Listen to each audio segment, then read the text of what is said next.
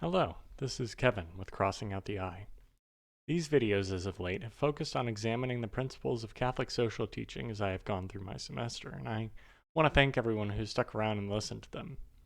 The Church offers a number of remedies for the sicknesses that ail our world, and I oftentimes have a tendency to focus in on the issues without providing a reminder of the good news. So that is what this video is going to be about. Issues abound. In daily life, we experience suffering hitherto unknown, philosophical errors that eat away at the very meaning of life, great strife in varying countries that have experienced economic and political underdevelopment, hedonism in many of the richer countries, war in Eastern Europe, and a disease that struck down many of the oldest and infirm in society that ravaged the planet and continues to have effects in cases even today. And yet, there is hope. Because of that hope, we can have courage. Why is there hope?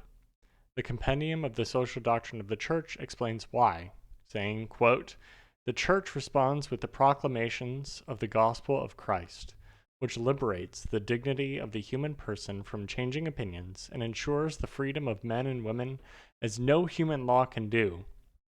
Only God, who created man in his image and redeemed him from sin, can offer a fully adequate answer to the question of human suffering through the revelation wrought in his Son made man."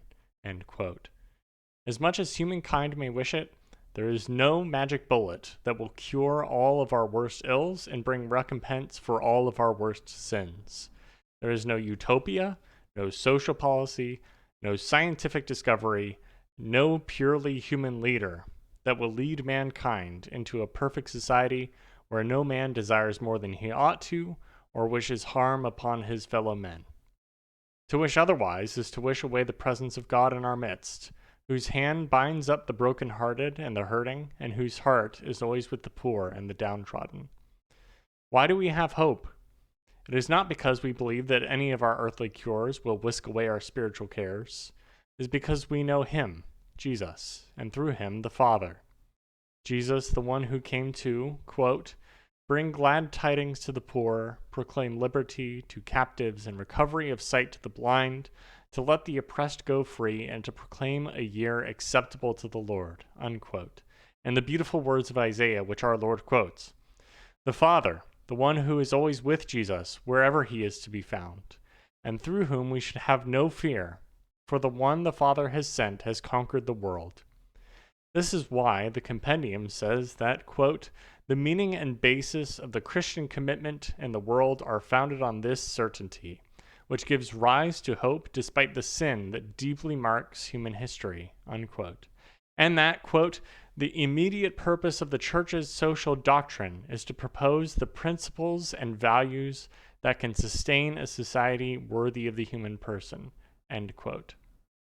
Although this will never result in a paradise on earth, the words of Christ will never pass away, and we have confidence in that while the entire world spins itself away. However, this eschatological hope must never result in an abandonment of the world and her peoples, because it was to them that Jesus came.